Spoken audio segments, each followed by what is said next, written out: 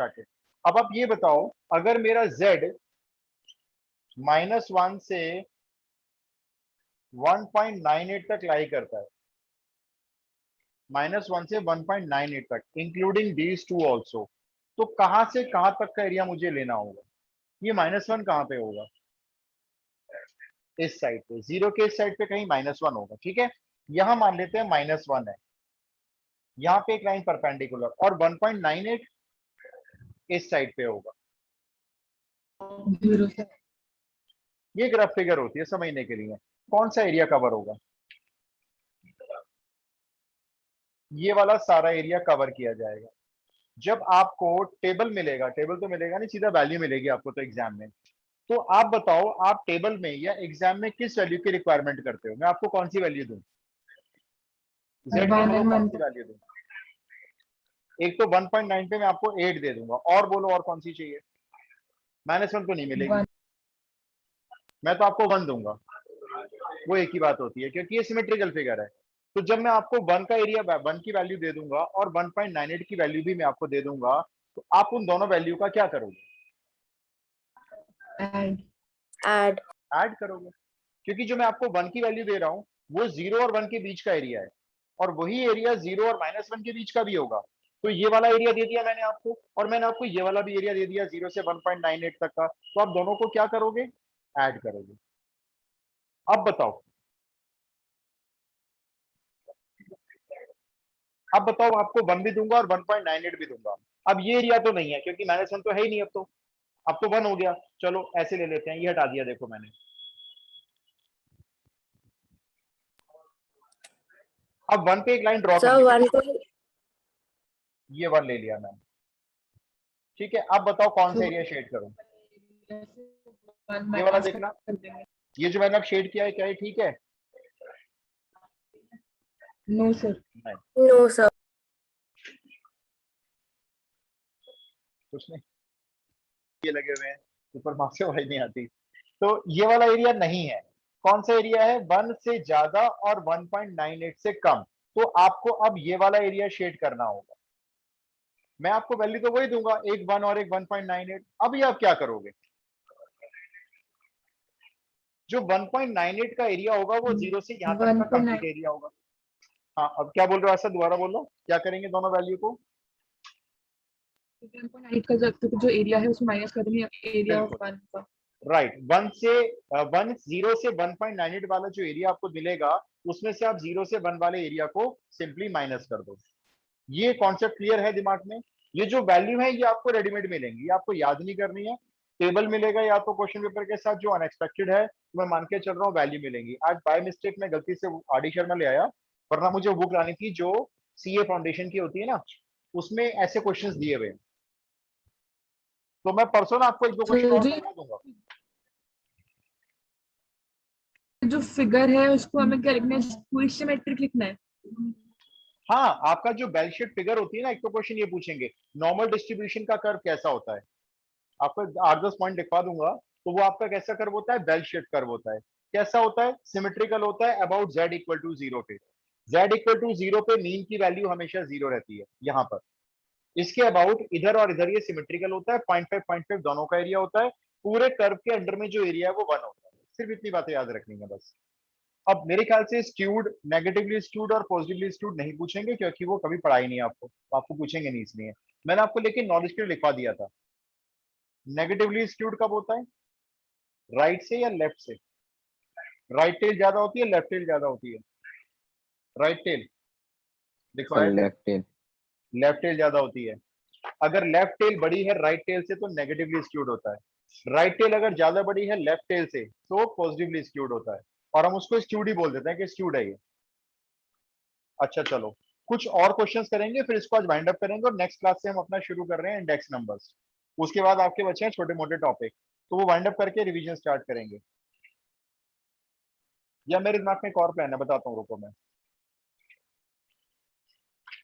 अच्छा, ये और बता दो, z की वैल्यू निकालने का फॉर्मूला।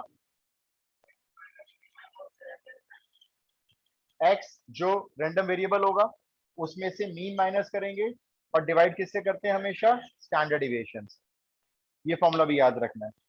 हमने लास्ट क्लास में इसके क्या कौन से क्वेश्चन किए थे? लास्ट क्लास तो हो नहीं पाई थी ना, उसके उसके लास्ट वाली जो की थी। मैंने वर्ड प्रॉब्लम करवाई है आपको इसकी? नहीं करवाई, एक भी नहीं करवाई वर्ड प्रॉब्लम? श्योर नहीं करवाई? मुझे याद क्यों आ रहा है?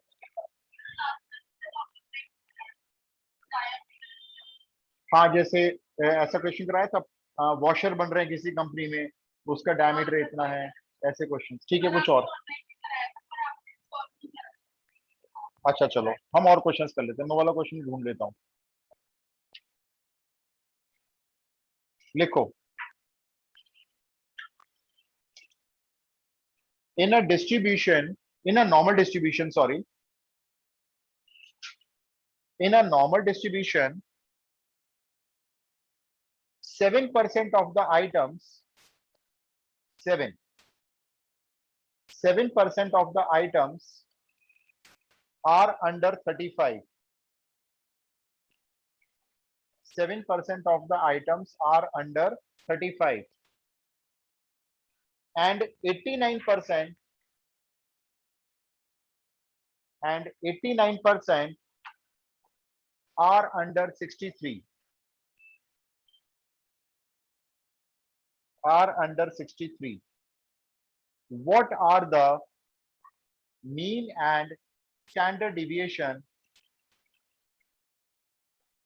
What are the mean and standard deviation of the distribution?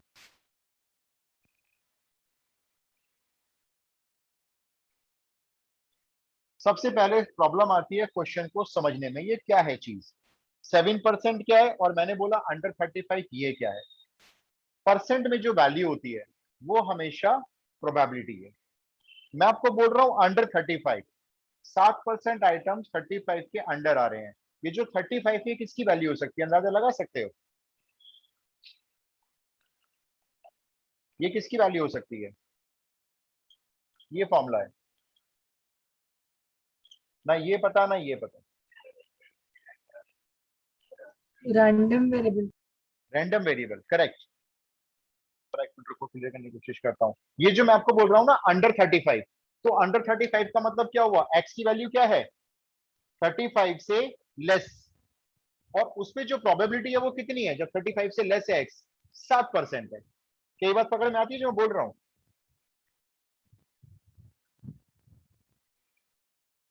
Clear हो गया क्या? यस। तो मैं कैसे लिखूंगा देखो, probability when x is under 35, जब एक्स आपका 35 से कम है, तो ऐसी कितनी आइटम्स हैं? 7%। 7% को डेसिमल में करके बताओ। 0.07, यही हो गया ना? और फिर मैंने बोला आपको 89% आर अंडर 63, तो इसको कैसे लिखूं अभी? x less than 63 equal to 89%, मतलब 0.89। इतना क्लियर? अब आप एक काम करो, x की वैल्यू यहाँ 35 रखो, z निकाल लो, और एक बार x की वैल्यू 63 रखकर z निकाल लो। मीन और स्टैंडर्ड डिविएशन को आप सेम रखेंगे, निकालना जरा। मीन और स्टैंडर्ड डिविएशन को आप सेम रखेंगे।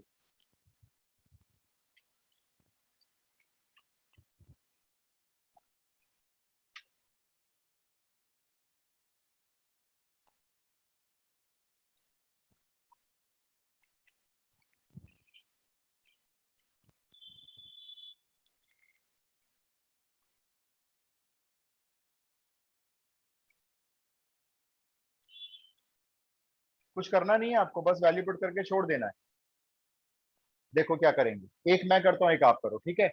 मैं करता हूं, x जब 35 से लेस है, तो 35 से लेस में इसने बोला अंडर 35, आपको इसमें इक्वल भी लेना है, क्योंकि लेस देन के लिए एरिया जब लेते हैं ना, तो वो लाइन वाला टच वाला एरिया भी आता है जो 35 के ऊपर होता है। आप इसको खाली लेस देन के लिए यूज कर ही नहीं सकते। नॉर्मल डिस्ट्रीब्यूशन में अगर मैं आपको बोल रहा हूँ x 35 से लेस है, तो एरिया आप ले ही नहीं सकते, क्योंकि इसमें 35 से लेस कौन सा एरिया लें? मान लो जैसे ये नॉर्मल डिस्ट्रीब्यूशन का कर्व है, ये Z0 है, यहाँ पे Z1 है मान लो ये, और मैं आपको कह रहा हूँ मुझे एरिया चाहिए Z1 और Z0 के बीच में।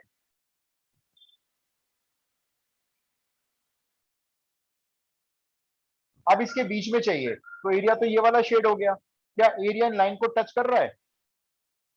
कर रहा है। इस लाइन के ऊपर का भी ये जो एरिया आ रहा है वो भी लेना है, और इस लाइन के ऊपर जो एरिया आ रहा है वो भी लेना है। तो ये कभी भी लेस देन नहीं होगा, हमेशा इक्वल टू के साथ यूज होता है नॉर्मल डिस्ट्रीब्यूशन।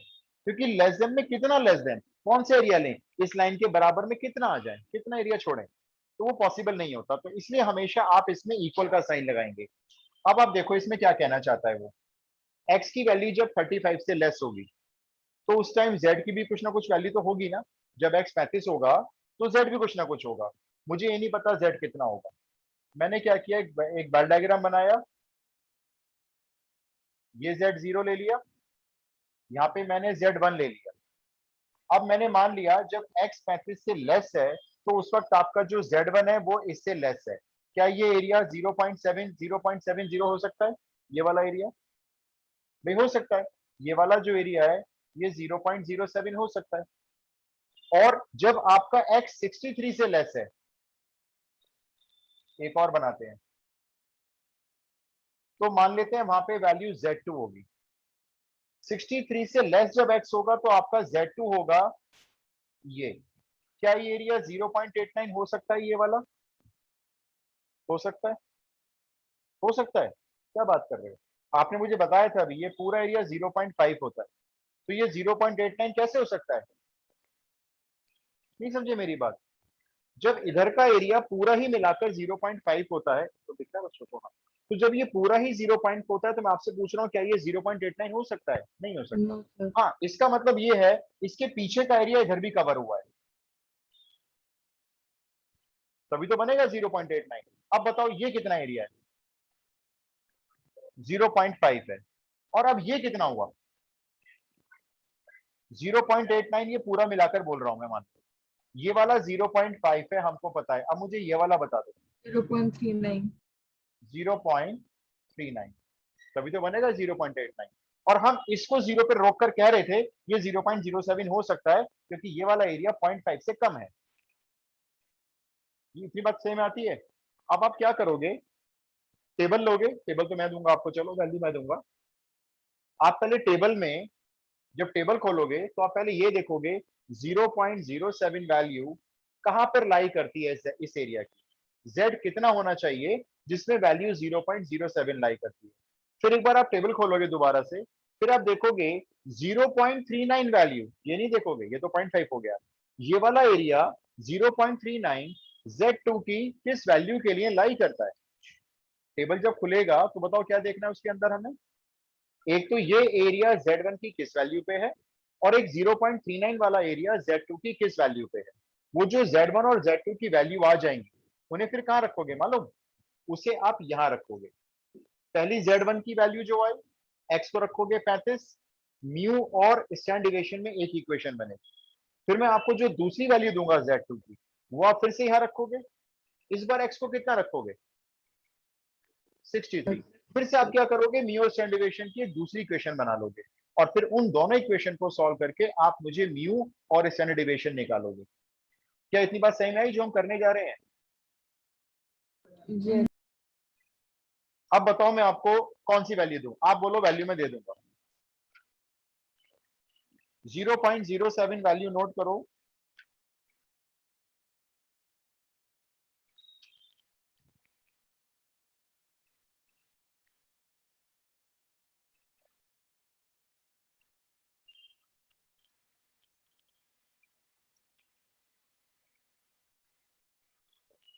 0.07 वैल्यू दी हुई है 1.48 पर, 1.48। और बोलो कौन सी वैल्यू चाहिए? 1.48, 0.39। 0.39, 0.39 एरिया दिया हुआ है 1.23। तो लेकिन हमें कैसे पता कि जो जेड की जो लेफ्ट हैंड साइड है वो पूरा ही कवर हुआ होगा? देखो, अब हमें ना ये जो Z1 है, ये हमें एरिया दिया हुआ है 0.07, खाली इतना एरिया दिया हुआ है, और x 35 से अंडर है मतलब छोटा है। तो हम Z1 पे एक लाइन ड्रॉ करके कह रहे हैं एरिया इधर है। हम इधर का पूरा क्यों नहीं ले पा रहे हैं, ये पूरा क्यों नहीं लिया? अगर हम इस Z1 के पीछे का सारा लेते हैं तो ये 0.5 और 0.07 मिलाकर पूरा बन जाएगा, ये 0.07 है। और अगर मैं इसको पूरा कवर कर लेता हूं तो ये एरिया 0.07 से काफी ज्यादा हो जाएगा, क्योंकि 0.5 तो पीछे का भी ऐड हो गया। क्या मेरी बात सही में आई, मैं समझा पाया? इसमें मैंने क्या किया, जब मेरे को मालूम है 0.89 एरिया कवर करना है, Z2 से लेस एरिया लेना है, तो Z2 से लेस एरिया 0.89 सिर्फ ये नहीं हो सकता, तो इसका मतलब पीछे वाला एरिया भी ऐड हुआ होगा, तब मिलाकर ये बना होगा 0.89, लेकिन Z2 की किसी लेस वैल्यू के लिए। ओके। अब आप मेरे को बता दो भाई क्या क्या कर रहे हो, कैलकुलेशन आपकी हेल्प कर दूंगा मैं। मैंने आपको Z की दो वैल्यू दी है, जब एरिया 0.07 है तो मैंने आपको वैल्यू दी है 1.48, और जब एरिया आपका 0.39 है तब मैंने आपको वैल्यू दी है 1.23। तो मालूम आपने क्या करना है, अब ये रब कर दो, ये जो लिखा हुआ है दोनों, पहली वैल्यू कितनी है 1.48, एक्स कितना है 35 अपॉन स्टैंडर्ड डेविएशन, और दूसरी वैल्यू कितनी है 1.23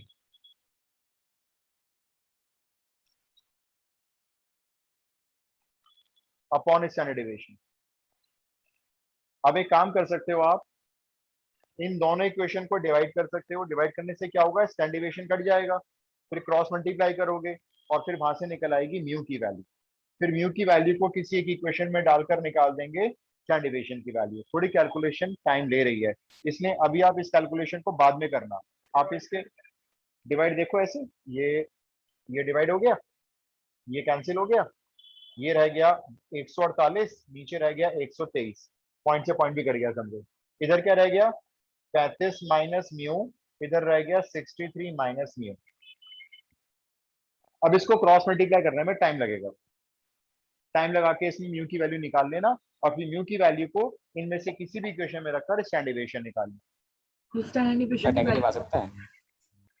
अगर नेगेटिव आएगा तो आपको लिखना होगा रिजेक्टिंग द नेगेटिव साइन, मालूम क्यों, क्योंकि ये जो z है ना, हो सकता है नेगेटिव में हो, ये इधर हो, अब हमें नहीं पता चल रहा वो z किधर होगा, तो इसलिए हमने तो पॉजिटिव यूज कर लिया, हो सकता है यहाँ से म्यू नेगेटिव आ रहा हो, तो रिजेक्टिंग द नेगेटिव साइन। तो ऐसे स्टैंडर्ड कितना आ रहा डेविएशन की वैल्यू क्या आ रही है? है, आप अपनी बताओ।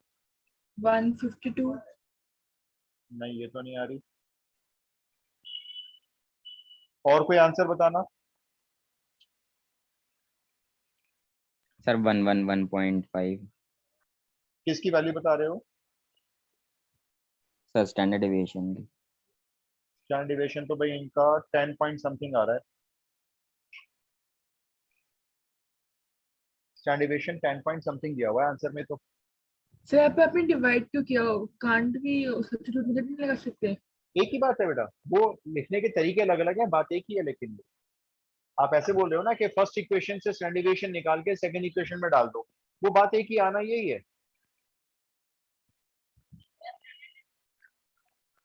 1.1 आ रहा है या मैच नहीं हो रहा। अब इन्होंने कैलकुलेशन की तो हुई है, लेकिन इतनी कॉम्प्लेक्स कैलकुलेशन पता नहीं चल रहा क्या किया है। मैं आगे चल रहा हूँ, आपको कॉन्सेप्ट सही में आ गया, मैं आंसर पे फोकस नहीं कर रहा हूँ अभी। आप अगला क्वेश्चन ट्राई करो।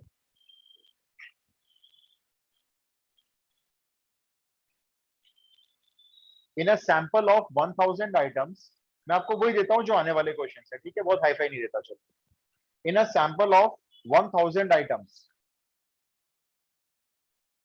The mean is 450।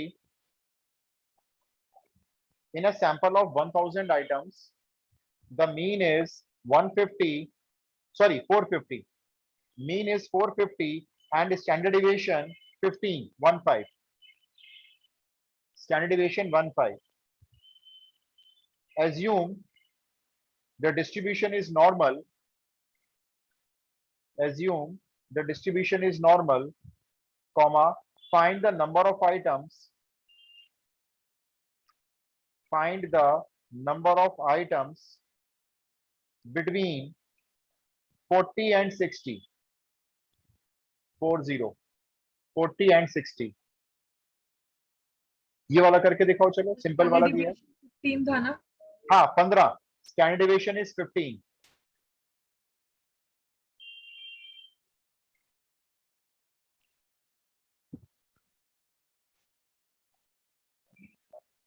Mean 450, stand deviation 15, 1000 items हैं सैंपल में, तो आपको बताना है कितनी आइटम्स हैं between 40 and 60 KG, between 40 and 60। आप जो वैल्यू बोलोगे मैं आपको टेबल से दे दूंगा।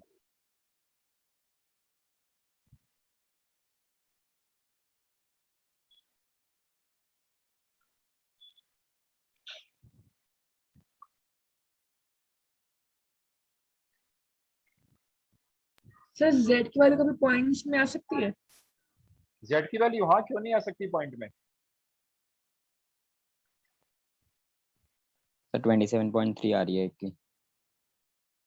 अच्छा रुको, मैं आपको फिर एरिया खोल के देता हूँ, टेबल खोल रहा हूँ तो कोई जरा फोन में।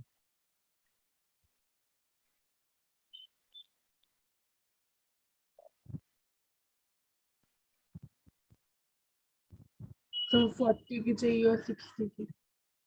अच्छा एक मिनट, जेड की वैल्यू नेगेटिव आ रही है दोनों। हाँ तो आ सकती है, दोनों इधर आएंगी, जेड इक्वल टू 0 से।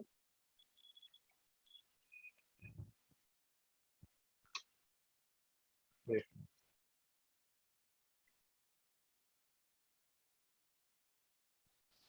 बोलो जी क्या देखना है। 27.3 की वैल्यू, जेड 27.3 आ रहा है। जेड 6.6 आ रहा है। आपका कितना आ रहा है इसका? 36.6। आप कुछ बस सही बता रहे हो जेड की वैल्यू। हाँ एक्स तो 40 और 60 के बीच में है, यही आ रहा है।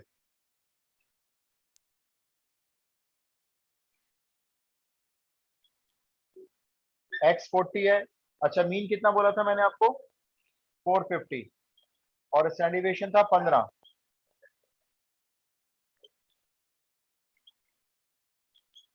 ठीक कह रहे हो भैया आप। ये कितना आ रहा डिवाइड करके? ये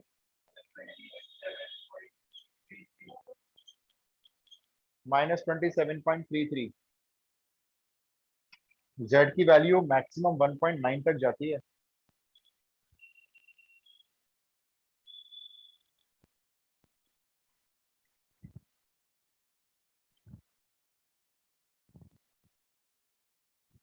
एक बार क्वेश्चन फिर से सुनना जरा। In a sample of 1000 items, mean is 450, standard deviation is 15, assuming the normal distribution is, find the number of items between 40 and 60। ये तो ठीक है।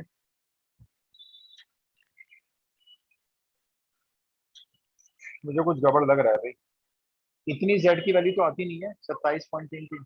सर ये 1000 आइटम्स क्या है यहाँ पे?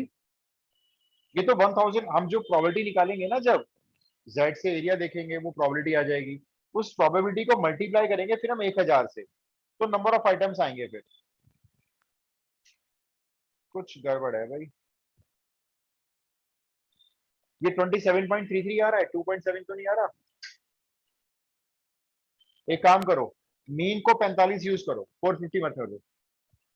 आप मीन को ना 45 यूज करके आप बताओ, करेक्शन कर लो क्वेश्चन में मेरी तरफ से। मीन को 45 ले लो,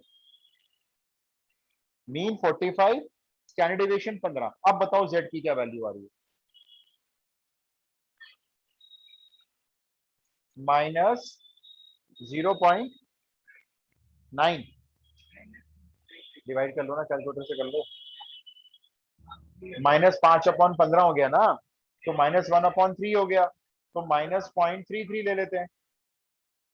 ठीक है, अब z की दूसरी वैल्यू बताओ 60 रखकर। 1। अब आप जो मेरे को बोलोगे मैं टेबल से आपको वो दे दूंगा, बाकी सब काम आपको करना है। 0.3 में 3 और 1, ठीक है।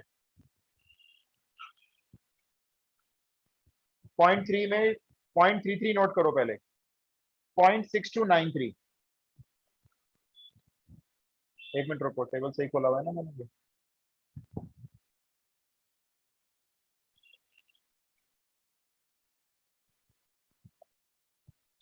एक मिनट, क्या बोला था आपने? 0.33। सॉरी 0.1293, वैल्यू ठीक कर लेना 0.1293, वो टी टेबल खोला हुआ था एक्चुअली मैंने। 0.1293 और बोलो कौन सी वैल्यू चाहिए? 1 चाहिए। 1.3413, 1 पे z की z इक्वल टू 1 पे एरिया है 0.3413। अब इसके आगे आप कर लो, मैंने वैल्यू दे दी आपको। सर 0.3 पे 1293।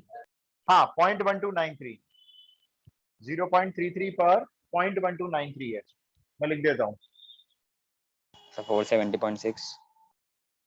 और यहाँ पर आ रहा है, बता रहा हूँ, 1 मिनट रुको, 3413 यही है ना? हाँ, ये मैंने आपको एरिया दे दिया दोनों। अब आप देख लो इसमें क्या करना है। आपका आंसर क्या रहा है केतन? 470। हाँ चल जाएगा, वैसे इसमें 471 दिया हुआ है, वो इसलिए हो रहा होगा क्योंकि हमने इसको ना 0.33 मतलब अप्रॉक्स करके लिया हुआ है। भाई बाकी लोग बताओ 0.6 भी है ना सर? अब क्या करना है इसके बाद?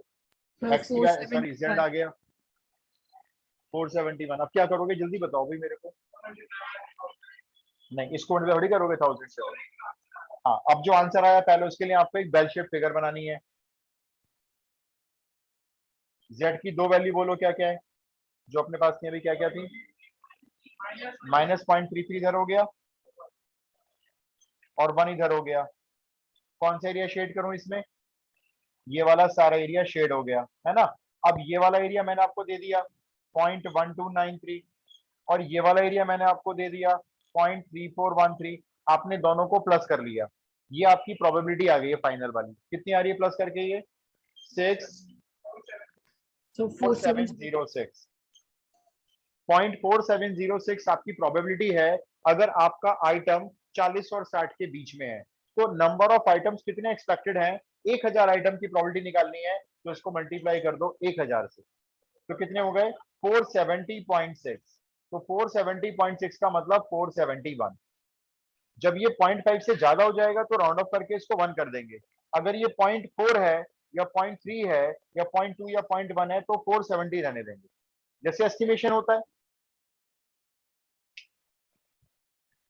बोलो भाई क्लियर है तो अगला क्वेश्चन बोल दूं? यस। क्लियर है क्वेश्चन? लिखो अगला।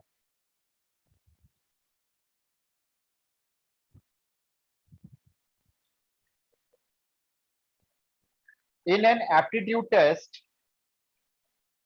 in an aptitude test, 1000 candidates appeared. In an aptitude test, 1000 candidates appeared. Mean score 42. Mean score is 42 and standard deviation 24. Standard deviation 24. Find number 1, number of candidates whose scores exceed 60. Find the number of candidates whose scores exceed 60. इसका second part भी है, number of candidates, second part में number of candidates whose scores lie between whose scores lie between 30 and 60, 30 and 60। करो भाई, मैं आपको इस बार सिर्फ और सिर्फ z की वैल्यू दूंगा, एरिया दूंगा मैं आपको, पूरा क्वेश्चन आपने सॉल्व करना। हाँ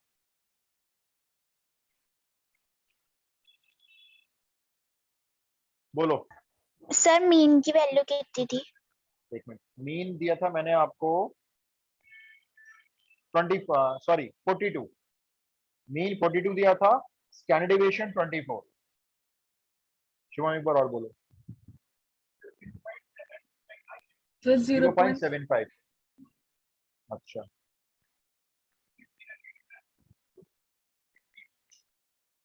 मैं आपको वैल्यू दे रहा हूं, बाकी आप देखो। 0.2734, तो 27 आस्था अपनी वैल्यू बोलो क्या देनी है, मैं आपको वही वैल्यू दूंगा जो आप पूछोगे। 0.75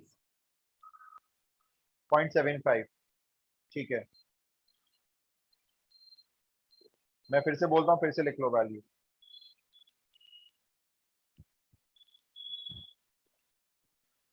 पॉइंट 2734 0.2734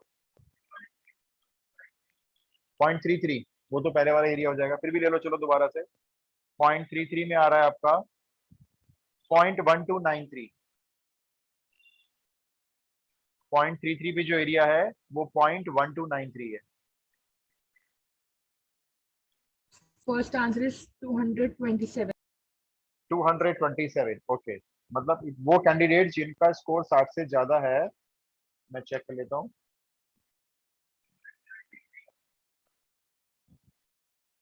नहीं, आज तक कितना बताया आंसर? 227 आज तक आ रहा है 227। शुभम कितना आ रहा है तुम्हारा? 273। 227 करेक्ट आंसर है। नंबर ऑफ कैंडिडेट्स 227 आ रहे हैं।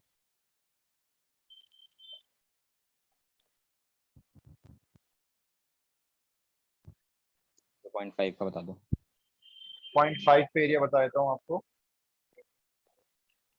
0.5 पे एरिया है 0.1915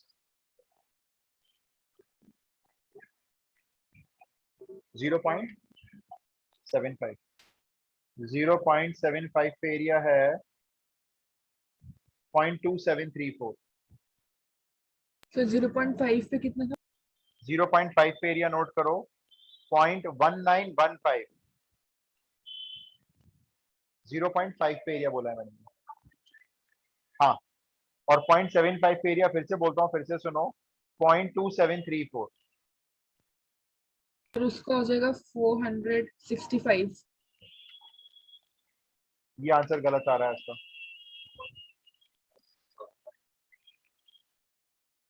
क्या मतलब मुझसे कुछ पूछ ये रहे हो? आए बिटवीन ही है ना? नंबर ऑफ कैंडिडेट्स तो आप मुझे पॉइंट में नहीं बता सकते ना। 4650 कैंडिडेट्स, मतलब 465 आंसर मैच नहीं हो रहा ना इसमें, बुक से मैच नहीं हो रहा। आप लोग भी ये कह रहे हो, इधर बच्चे भी ये कह रहे हैं ऑनलाइन वाले। कौन सा आंसर बता रहे हो? बिटवीन 30 एंड 60 वाला एक बार कर लेते हैं चलो। हो सकता है कि मिसप्रिंट हो, क्योंकि आप सबका एक जैसा आ रहा है।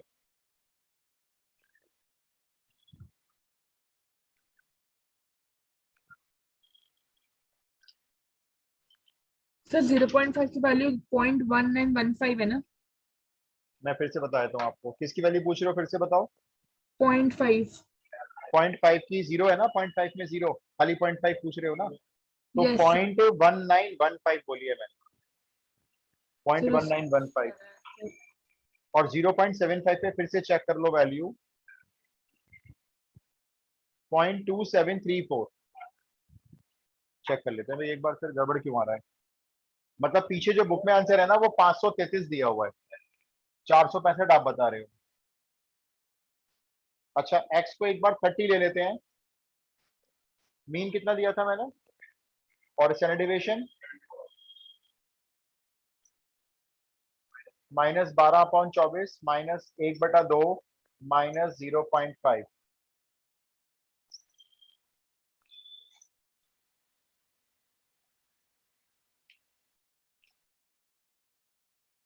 ये कितना आ रहा है? 0.75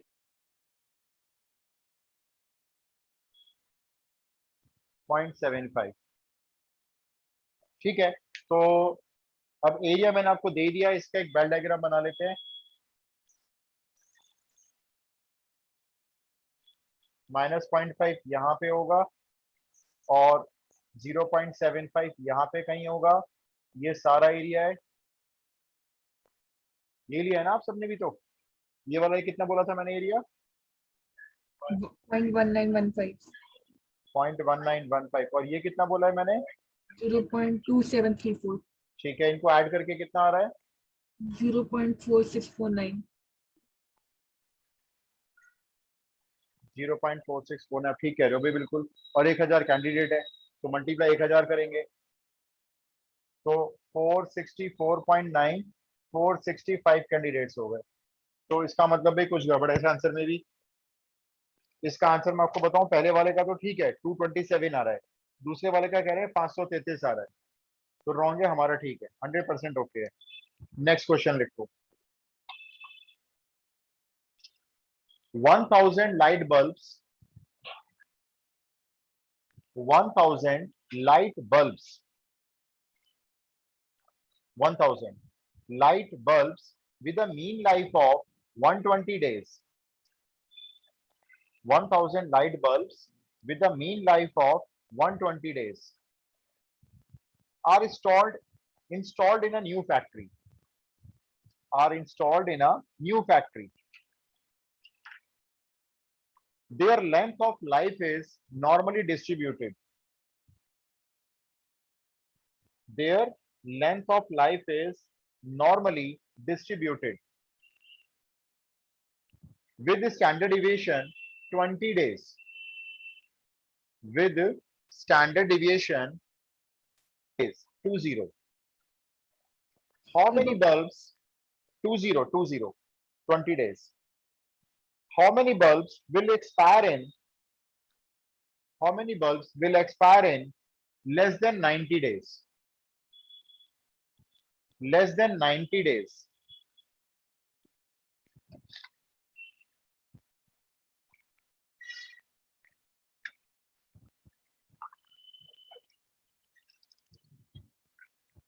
हाँ जी बताएं, जो वैल्यू चाहिए बता देना, मैं दे दूंगा। 1.5 चाहिए।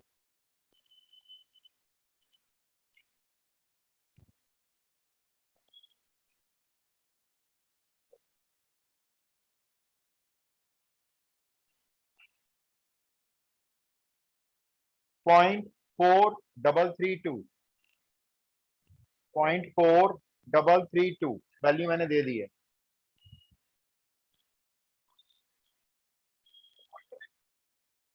कितने बल्ब्स? 433 बल्ब्स। 433 1000 में से 90 दिन से पहले फ्यूज जाएंगे 430। देख लेते हैं।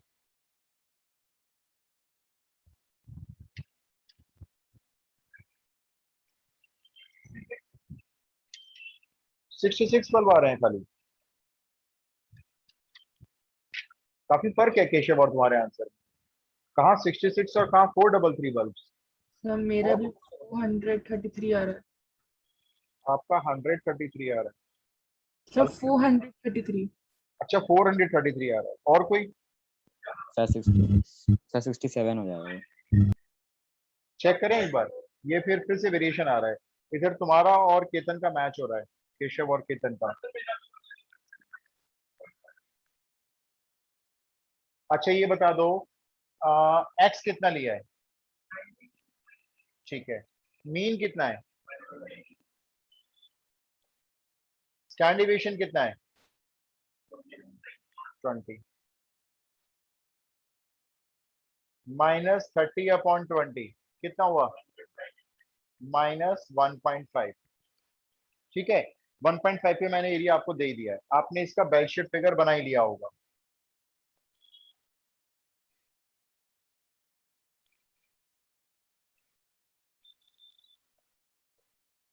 आप मुझे ये बता दें कौन सा एरिया शेड करना है। ध्यान से सोच के जवाब देंगे। एरिया ये वाला करना है, ये वाला करना है, ये वाला करना है, या ये पूरा इतना करना है? Less than 90 days. कौन सा एरिया शेड करूं ये बताओ ना।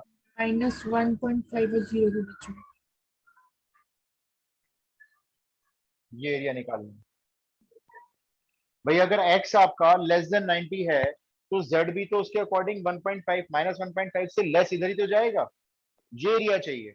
और मैंने आपको टेबल से कौन सा एरिया दिया है अभी जो आपको बोला है मैंने? सर लेकिन 1.5 तक का एरिया चाहिए ना मैं तो। मैंने आपको ना ये वाला एरिया दिया है। ये एरिया मैंने आपको कितना दिया जरा बोलना, तो दोबारा देखना पड़ेगा। 0.4332। अब आप बताओ ये एरिया कैसे निकलेगा? मैंने तो आपको ये दे दिया। 0.5 में से माइनस करके। तो 0.5 में से ये एरिया माइनस करते हैं,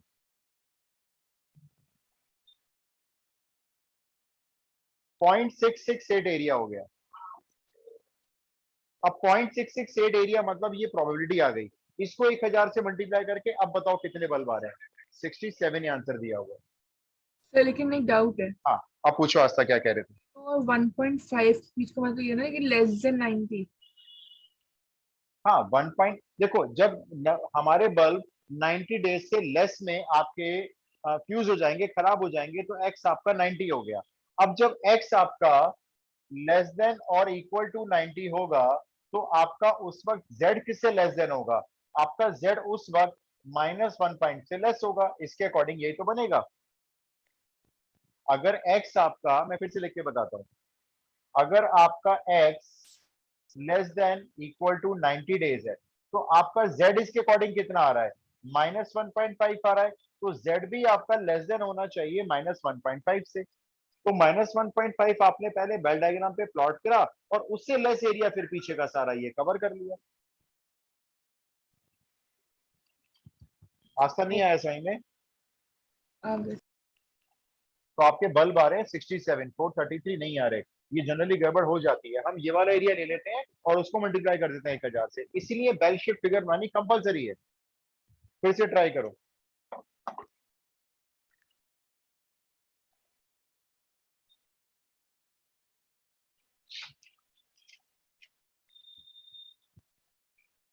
The weights of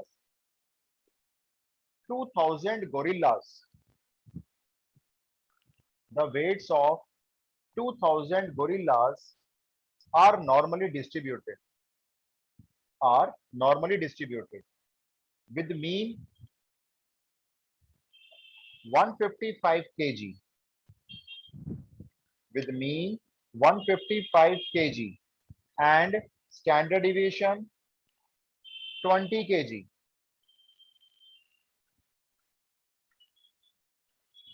Find the number of gorillas with weights greater than or equal to 200 kg. 200. Greater Find than the greater than or equal to 200 kg. कितने गोरिल्लाज एक्सपेक्टेड होंगे जिनका वेट 200 या 200 से ज्यादा हो? अब निकाल के बताओ। अच्छा, वैल्यू मैं आपको दे देता हूं। दोबारा पूछना किसकी पूछी? कुछ गड़बड़ है। मेरे पास z मैक्सिमम 1.9 तक है।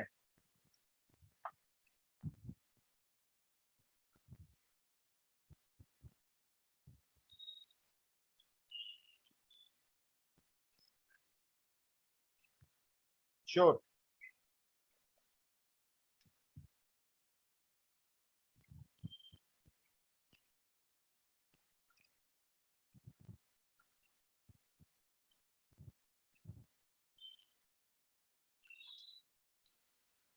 लिखो वैल्यू। सही कह रहे हो, मेरे पास अदर टेबल है। 2.25 ये पूछ रहे हो ना? यस देखो बहुत छोटा छोटा है ना, तो देखने टाइम लग रहा है।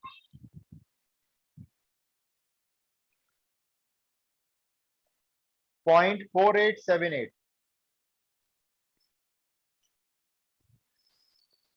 0.4878।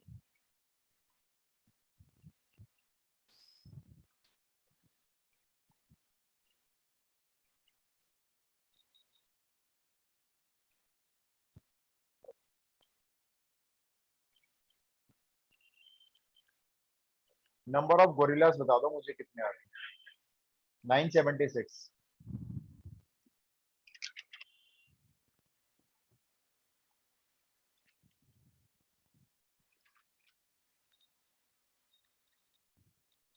सर 24। इधर केतन ने मुझे आंसर बोला है 24 और आप बोल रहे हो 976। 244। एक और आंसर आया आस्था का। आस्था कितना आंसर है? 244। 244। मेरे पास 3 आंसर इकट्ठे हो गए हैं।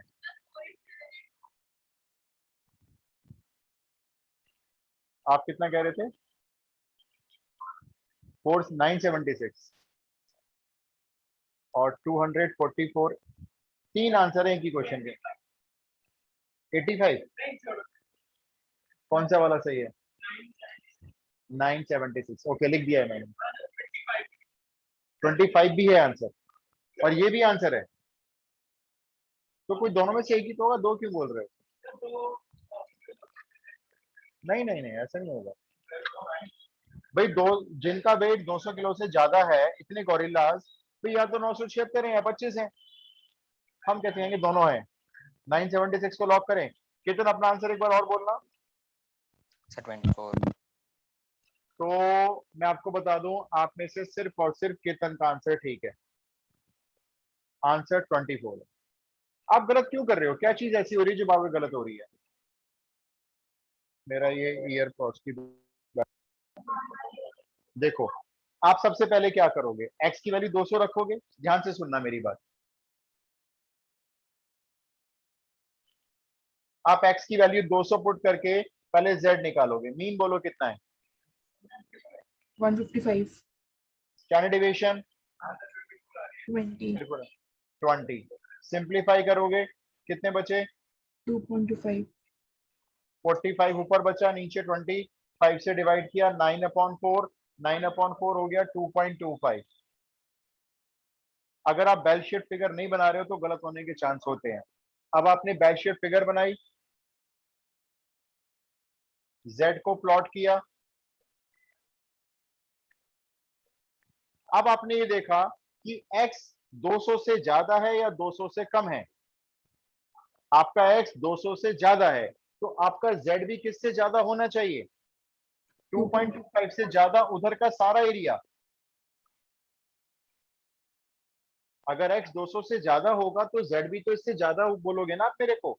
और जो मैं आपको एरिया दे रहा हूं बुक में से ढूंढ कर, वो कौन सा एरिया दे रहा हूं मैं आपको? मैं आपको ये वाला एरिया दे रहा हूं। ये वाला एरिया हमेशा यही होता है एरिया। 0 से यहां तक का एरिया होता है। कितना दिया है मैंने आपको ये एरिया? 4 487, 4878 दे दिया है। चलो 4878 दिया है। अभी ये एरिया कैसे निकलेगा फिर आपका? 0.5 में से माइनस करोगे, वो जो प्रोबेबिलिटी आएगी अब उसको मल्टीप्लाई कर दो 2000 से, तो 24 गोरिल्ला आ रहे हैं। आया समझ में? इसलिए ना बैल शेप फिगर जरूर बनाओ, उसी से पता चलेगा कौन सा एरिया। अच्छा, मैंने वैल्यू गलत दे दी। multiplication गलत किया तुमने क्या गलत किया आस्था? सर, मल्टीप्लिकेशन इंटू 2000 वाला। 2000 गलत दे दिया। बताइए भी, कॉन्सेप्ट क्लियर हो गया वैसे आपका? होपफुली इस तरह के क्वेश्चन पूछे जाने चाहिए, क्योंकि फर्स्ट टाइम बच्चा पढ़ रहा है इस टॉपिक को, तो बहुत हाई लेवल पे नहीं जाएंगे इसमें। फिर भी मैं परसों आपके 10 मिनट जरूर लूंगा। इसको छोटी सी ये बतानी है मेरे को, भी मैं लिखवा दूंगा पॉइंट्स को, याद कर लेना अपने एग्जाम के लिए। और हम इंडेक्स नंबर स्टार्ट करेंगे परसों। एब्सेंट मत होना, मैं इंडेक्स नंबर काफी सारा आपको परसों समझा दूंगा। अच्छा एक बार बताओ भाई, टाइम कुछ आगे पीछे कर सकते हो आप लोग? केशव की प्रॉब्लम है एक्चुअली भाई, देखो जनवन आगे हो सकता है, पीछे तो मैं भी नहीं कर पाऊंगा। मतलब 5 से 6 हो जाए, क्योंकि जब आप लोग यस बोलोगे तो फिर मैं अपने 5 से 6 वाले बैच से पूछूंगा कि वो इस टाइम हो सकते हैं। नहीं, एक कैंडिडेट अट गया। इधर बताओ, आस्था, आदित्य, अनंत, Ishan, Janvi, Janvi, Ketan, Nilima. Yes, sir. 5 to 6. No problem. Yes, sir. आपको प्रॉब्लम नहीं है किसी को भी? Sure? Neelima, No. Ketan? Yes, sir. No problem. अच्छा चलो ठीक है, फिर मैं इधर बात कर लेता हूँ, आप लोग रिलीव कर लो आराम से, आप रिलैक्स कर लो, मैं एंड कर देता हूँ, इधर बात करता हूँ मैं।